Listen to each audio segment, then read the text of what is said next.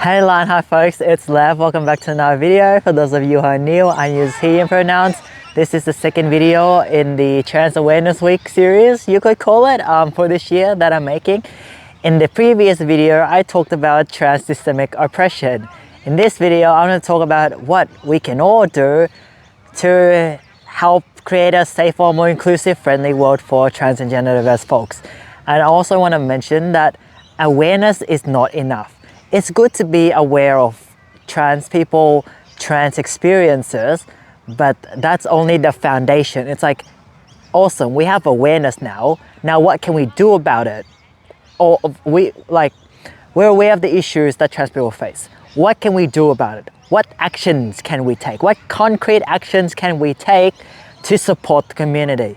And this applies, I believe, applies to both cisgender people and trans people, because I'm also other allies to trans people. I'm not excluded as an ally because I am trans, so cisgender people can be trans allies. Trans people can be trans allies. We can all be allies. And in this video, I want to talk about some things we can all do to help the trans and gender diverse community. There's people playing cricket over there still, and they're screaming. So if you hear screaming in the background, it's people over there playing a seemingly intense cricket match. So yes, first thing I can think of is pronouns. This is many things. One thing is, for example, if you're introducing yourself, being like, for example, introduce your name and introduce your pronouns. For example, hi, my name's Lev, I use he and pronouns. And naturally, the other person may or may not, but it's an invitation to share pronouns, basically. It's an invitation to share pronouns. For me, typically, if the other person only introduces their name, I would be like, so I'm wondering what pronouns you use. And a language about pronouns is avoid saying preferred pronouns, just say pronouns, because the word preferred implies that it's a choice. It's a choice that we can use those pronouns for that person, but it's not necessary. That's what preferred means. It's like they like it more, but this other one's also okay, but they like this pronoun better. No, so I don't like that. Preferred pronouns, just say pronouns. So like examples of asking like, hey, what pronouns do you use? And it's not rude to ask for pronouns. It's not rude to ask for someone's pronouns. It's worse if we don't ask for pronouns and we assume someone's pronouns and then we misgender them and reinforce unhelpful stereotypes about binary and whatnot. That is worse than asking for someone's pronouns. And again, asking for people's pronouns isn't rude.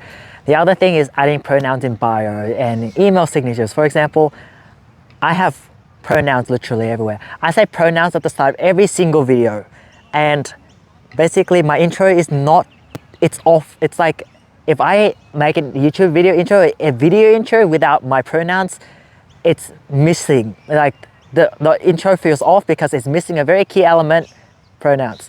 I have it in my YouTube bio, I have it on my Instagram bio, I have it on my website, I have it in my work, in my signatures. I write my pronouns at the end of every personal email I write, as in my personal email, I respond to people, I write Lev bracket he him in every single email. Yeah, it's just important for it to be acknowledged and to be normalized. Pronouns to be normalized, asking for pronouns to be normalized, sharing pronouns to be normalized, because it breaks the assuming people's pronouns based on what they look like and what we guess their gender is. It breaks that harmful cycle of, okay, people look like this, they must use these pronouns, and it just reinforce,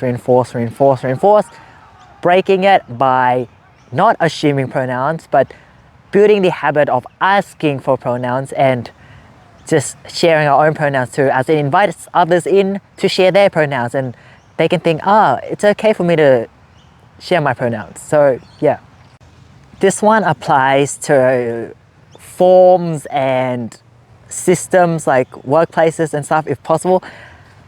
Firstly, Unless it's very necessary, don't ask people for their biological sex because that's not really relevant in anything. Ask for gender. If gender needs to be known, ask for gender and not sex.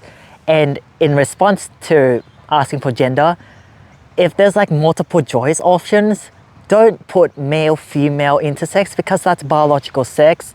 Understand the difference between sex and gender. Yes, if multiple choice options only in the system, use words like man, woman, non-binary, gender fluid because that is gender and not sex. Best practice is to leave an empty box if it's like a form or someone inputting their gender into the system.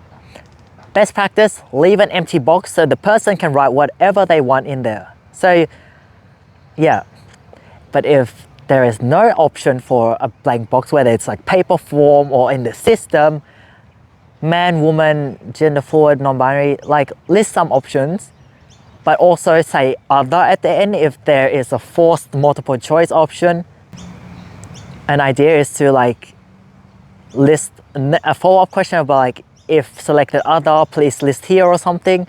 But then if that's possible, then it's best to just ask what is your gender and leave someone a space to write their answer in.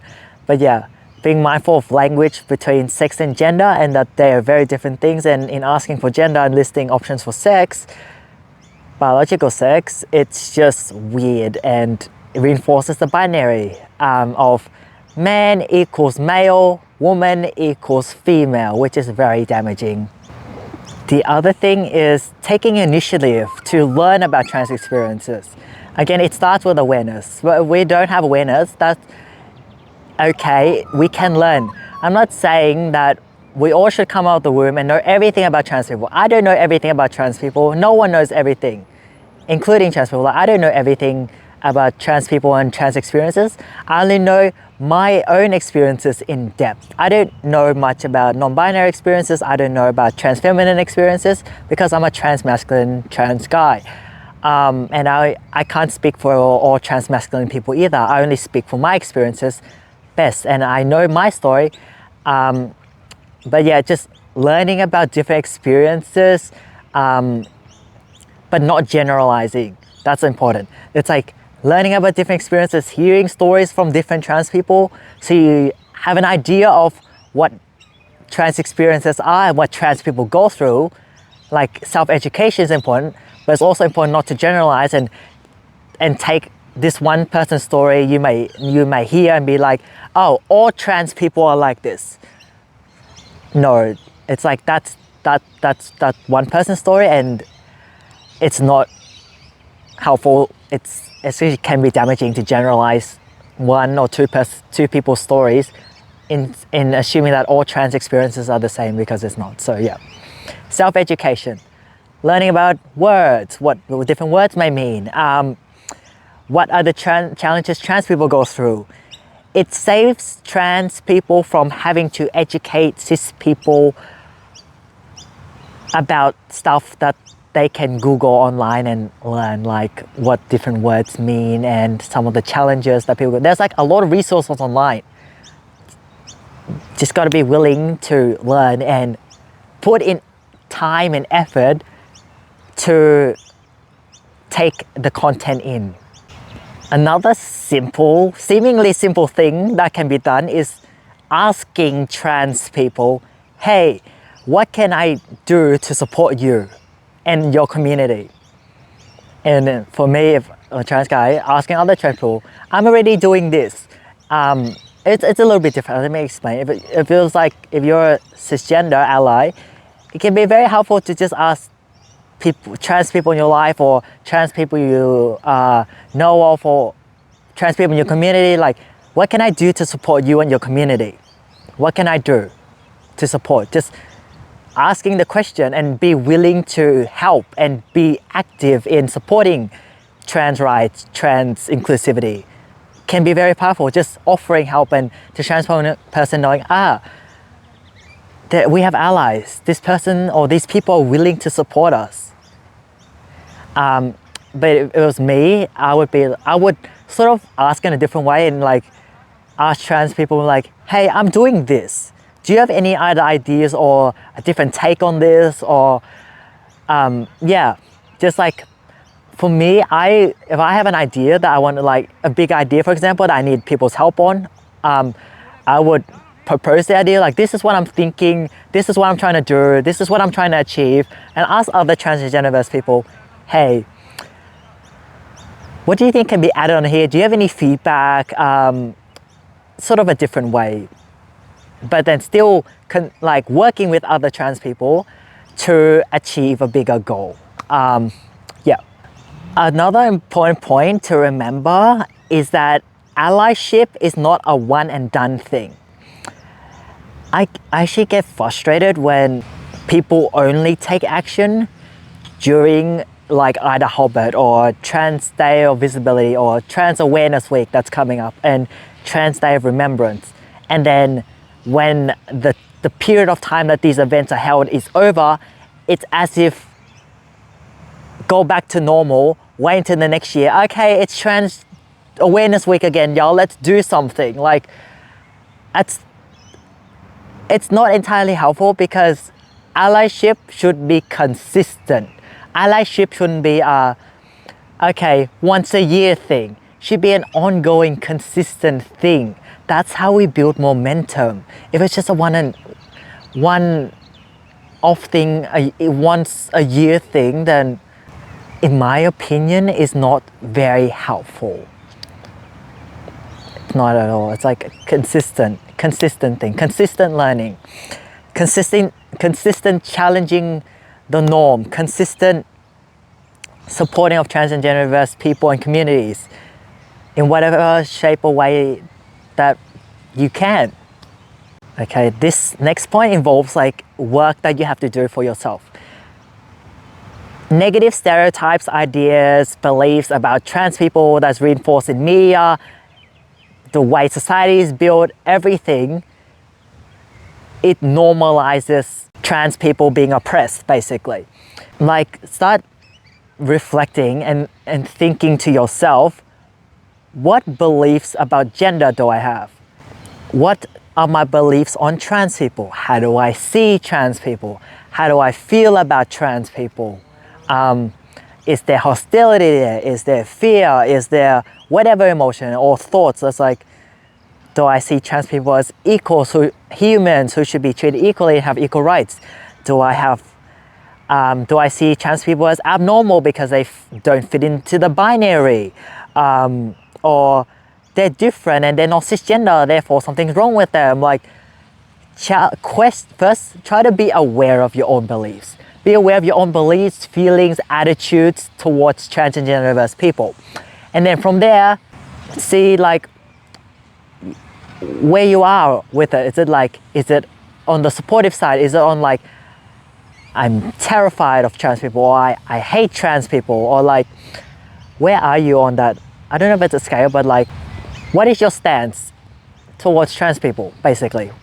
Be aware of your beliefs and your feelings, and then try to understand what is your stance on trans people and trans rights and trans people existing, and trans people deserving friendly, inclusive, affirming, safe spaces. And from there, if it's not helpful, try to start challenging it and being like, questioning it, challenging it, be curious about it. It's like, where did this come from?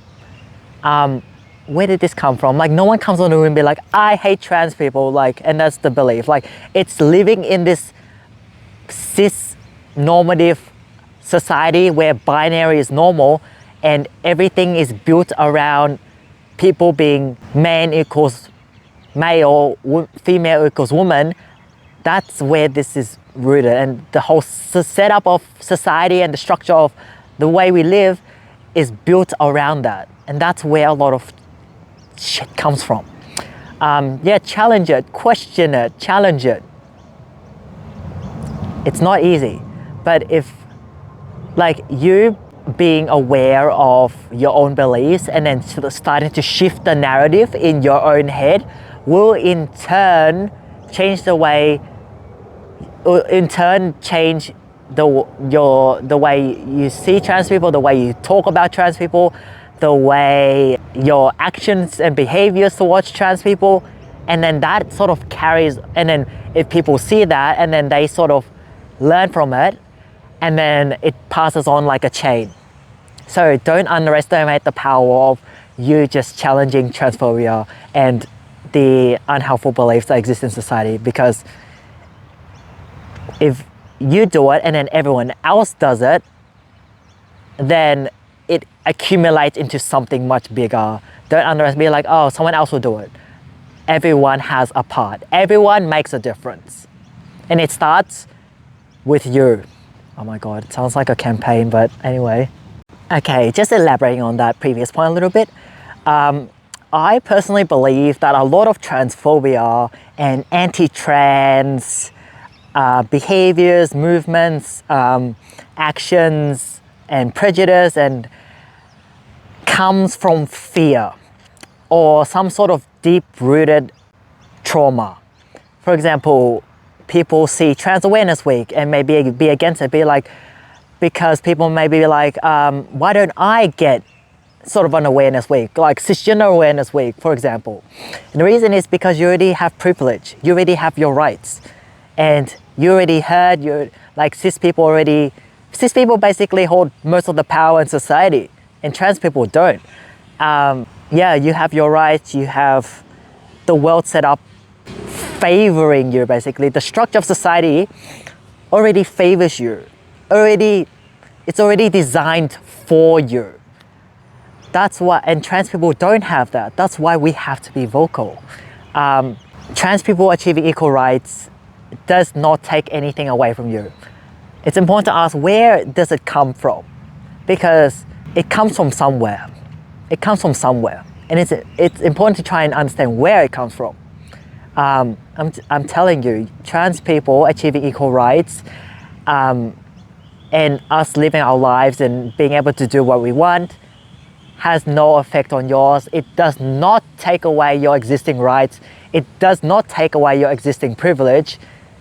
It's just trans people are happier and more safe and more welcomed in this world, and nothing is taken away from you. And the other thing I want to say is difference isn't necessarily bad. Like the understanding of trans people and trans experiences may be completely new to you, and that is okay. And it's okay to feel scared and unsure and uncertain, but it's not okay to spew transphobia and basically prevent trans people, preventing us from achieving equal rights and having basic human rights that all cis people already have, but trans people don't have it because we're seen as different. Maybe at this point we'll sink in. It's not trans people that's the enemy, like to people who hold very transphobic views or basically hate trans people or wish we all die and not exist. The enemy is not us. We are not the enemy. The enemy is the fear, the emotions, whatever's going on in your own mind and body. That is the enemy. You are your own enemy. We are not the enemy because we're not doing anything to you. You are the enemy to yourself because you're letting fear or whatever is driving this transphobia and anti-trans behaviors, beliefs, attitude, you're letting that drive you. You're letting that consume you. You're letting that run your life. That's on you to change. That's not on us trans people to change. That's on you to change. We are not the enemy. You letting transphobia run you, control you like a little puppet, and the fear of change and the fear of learning new things and possibly unwillingness to be open to new experiences and learning new things, I think I said that before, that is the enemy, not trans people. So look within, you gotta look within, because that's the only way you can break out of the cycle, because we are not the enemy, you are your own worst enemy. In summary, there are a few things we can all do. Be mindful of pronouns, continuously learning, educating ourselves, having conversations, like with trans people. I didn't mention that before, but having conversations, like be open to having discussions and confronting long unhelpful standing beliefs and challenging it together. Active allyship, and not just wait for certain days of the year or just do it as one-off and be like, I'm an ally because I did this one thing. Like, constant allyship is important, consistent allyship. And being open to challenging the transphobia you hold in yourself and the anti-trans views you have in yourself. And know that you have the power to change that, and that's not on trans people to change because you may be scared or whatever other emotion may be going on. It's your responsibility. It's in your hands, not ours. Thanks for watching, folks, and I will see you in the next video.